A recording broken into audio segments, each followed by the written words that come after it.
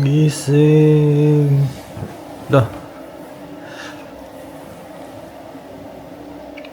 Gabi na.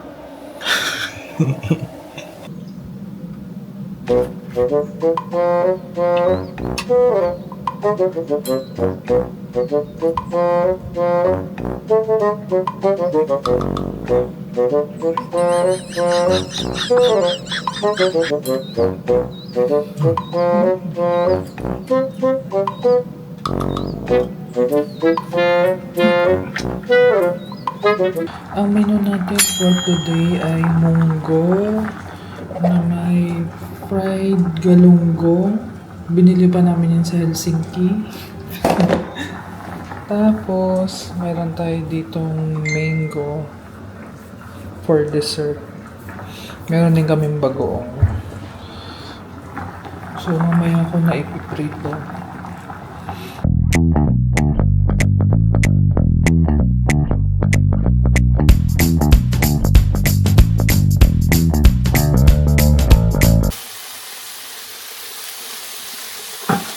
Bibisa ko muna to guys. Mas masarap kasi ang munggo kapag binibisa. Para yung naka-flavors. Mas na-enhance. Mas lumalabas yung flavors. Tapos dapat yung kamatis lutong-luto. Para hindi magaling mapanis. Sobrang boil na yung munggo beans. Tapos, since wala tayong dahon ng ampalaya dito sa Finland, ang alternative na ginagamit namin ay itong spinach.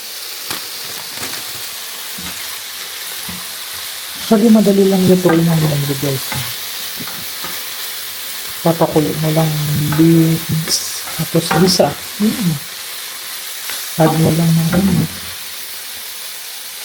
mga pampalasa, asin, or patis, paminta. And then cool again, and then done.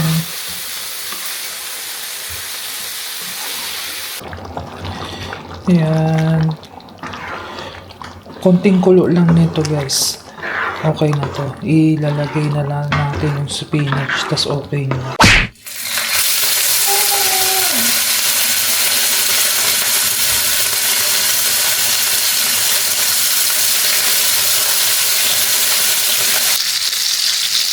Munggo and fried galunggong.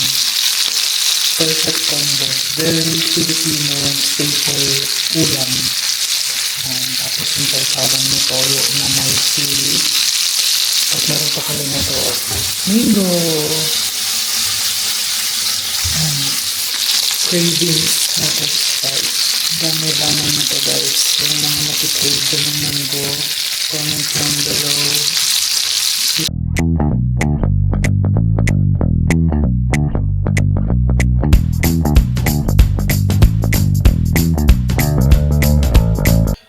Nag-repat ako ng plant.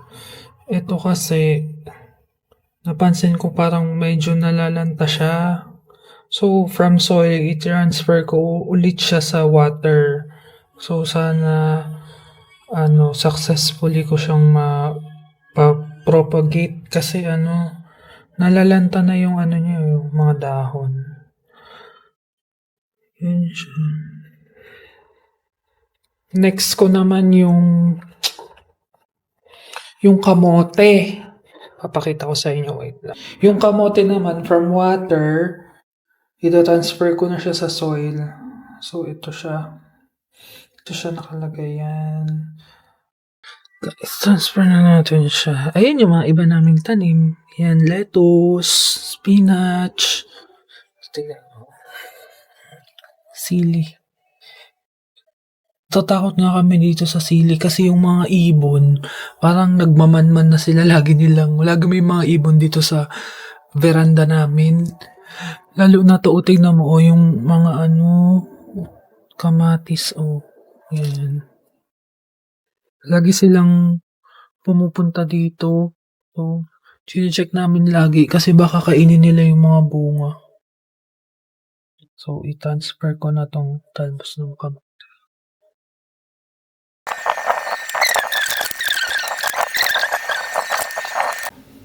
Kanina guys, nagluto tayo ng munggo tsaka pritong galunggong. So ngayon naman, magbe-bake tayo ng chocolate banana bread. Kasi tingnan mo, oh, mabubulok na tong saging namin. So niready ko na yung mga ingredients. Ayan. May sinusundan lang ako na recipe na nakita ko sa Facebook. So, itatry ko siya kung magagaya ko. Ito yung recipe, oh.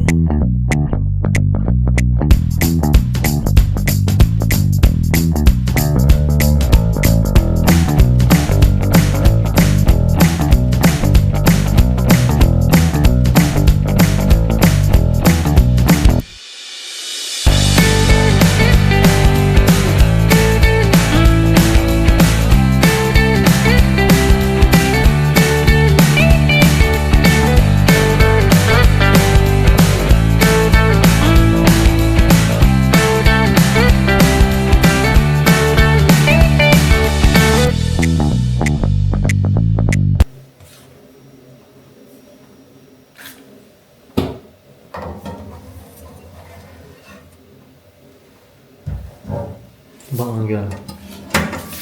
Enggak.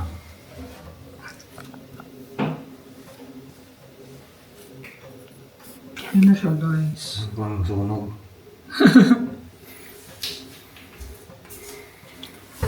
Sarap ng tuna. Sabi ko sa'yo, eh. Gusto mo inumin yung sabaw eh, kaso parang napa naman ako na.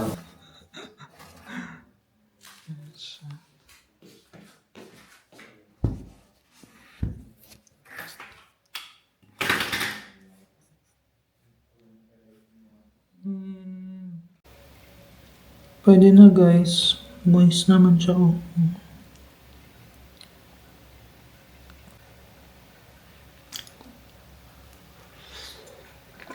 Ulit.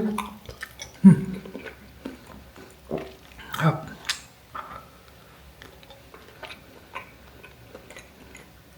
Sumasalab.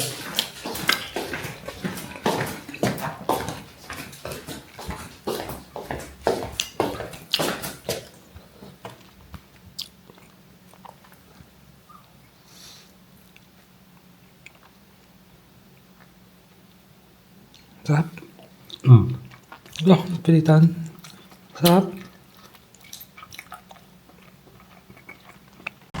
Ito yung mga bike namin, no? Tapos, ayan yung parking. Yan. So, ngayon, maglalakad-lakad kami kasi kakatapos namin kumain at naparami ang rice. May mangga pala, George. Time check, it's 7:20 ng gabi. Hindi. 7:20 na. Basa-basa. 7:20 ng gabi. Oh. Di ba ang liwanag pag ganito pag summer? Ayan, oh, mga berries pa to, oh. Ayan, mga berries yan, oh. Oh. Hala. Tingnan nyo, may mga horse kami dito. Ayan, horse. Oh. Tapos dito, meron namang mga kambing. Ayan, kambing.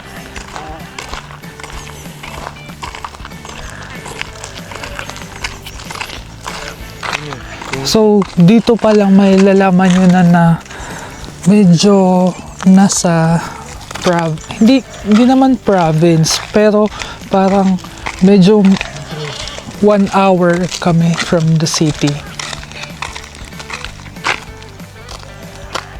Yan. Mga horse. Ito naman. Kambing.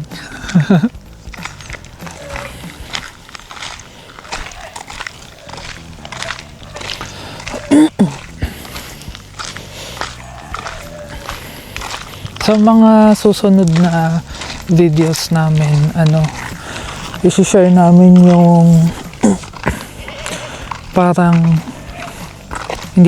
yung sa apartment namin kung magkano. Yan, magkano, yung kung saan yung location, tsaka kung bakit dito yung apartment namin. Kung ano yung main reason bakit medyo malayo kami sa city. Yun. Doon sa kabilang side ng lake. Pero yung lake, as in tabi lang namin, mga lang, 20 steps. Mga ganun, nasa lake na kami. Pero ito, yung mas mahabang way kasi nga nagpapatagtag kami ng kinain.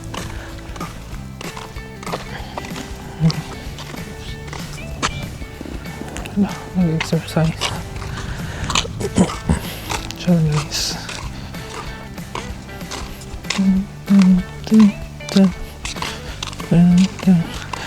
itong lugar namin pang introverts.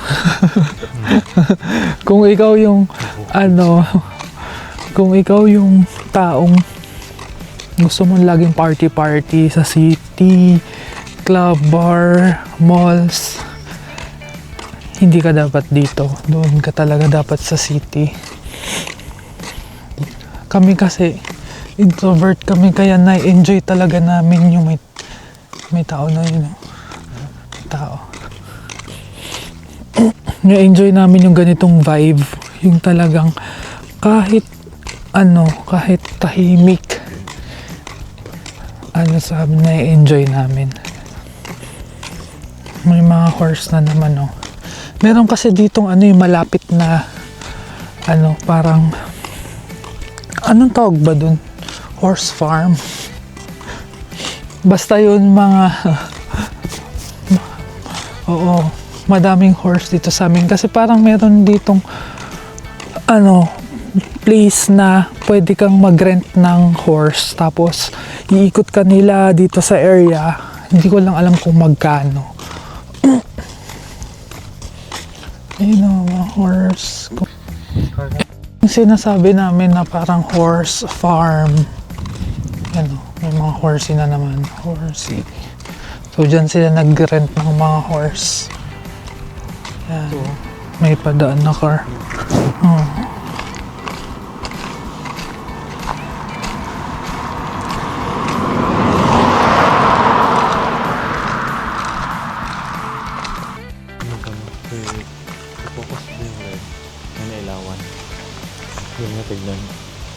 Yan guys, kinakain niya, no? Red grapes.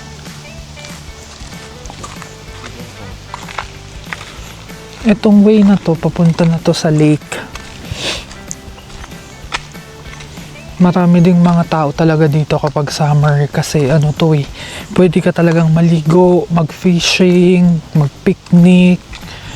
Pang talaga siya, parang family na family bonding spot.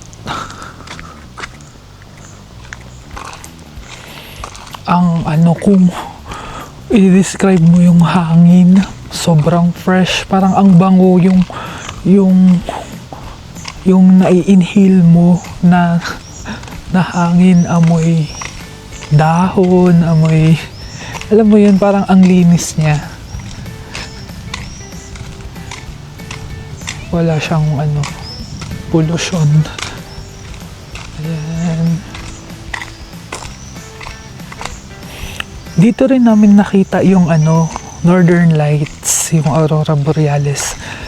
Yung dumating kami dito sa area na to kasi dito is madilim talaga nung time na yun. So kitang-kita siya sa sa camera. Ito na yung lake.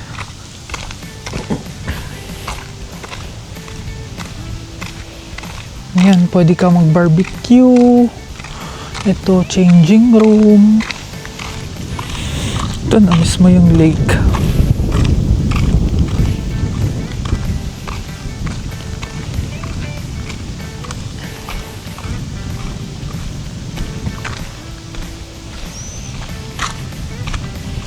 Doon sa kabilang side, meron siyang parang viewing deck. Parang may, ano siya, may maliit na kubo. Tapos may hagdan na medyo mataas. Tapos makikita mo yung view ng buong lake.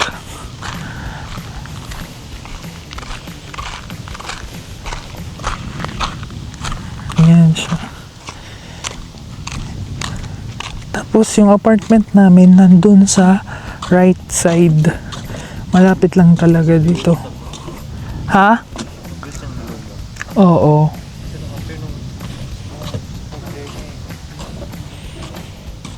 Yan siya.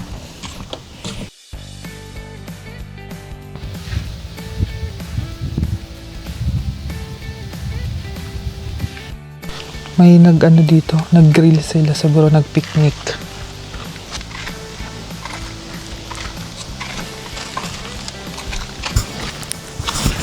So let's see sa winter, ay hindi, autumn muna, kung ano itsura nitong lake.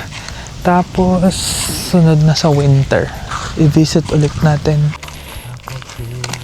Ayun, marami din ditong ano, first time namin actually makakita ng apple tree. Itong ano nila, apples nila, ano, green apple. Natuwa nga kami yung nakita namin kasi ano, parang, di ba, pag galing ka naman sa ano, tropical countries, wala kang makikita na apple. So, ayan o, apples. Oh, ang cute. Nakikita ko lang doon sa mga cartoons. Dami nila, yan o. Ayan, puro apple trees yan. Kukuha kami dyan. Masarap yung isaw sa bagoong eh. Ayan siya, ang dami niyang bunga, nakakatawa. Diba? Yung iba, may ano siya, pagka-pink siya, parang green-pink. Baka yung mga yun. Hindi ko alam kung green apple ba talaga siya o magiging red siya. Kasi ayan yung iba, tingnan mo. Parang red. Diba? Dito na kami sa bahay. Ayan yung bahay namin, yung yellow na building. Yun lang guys. Thank you for watching and see you on our next one.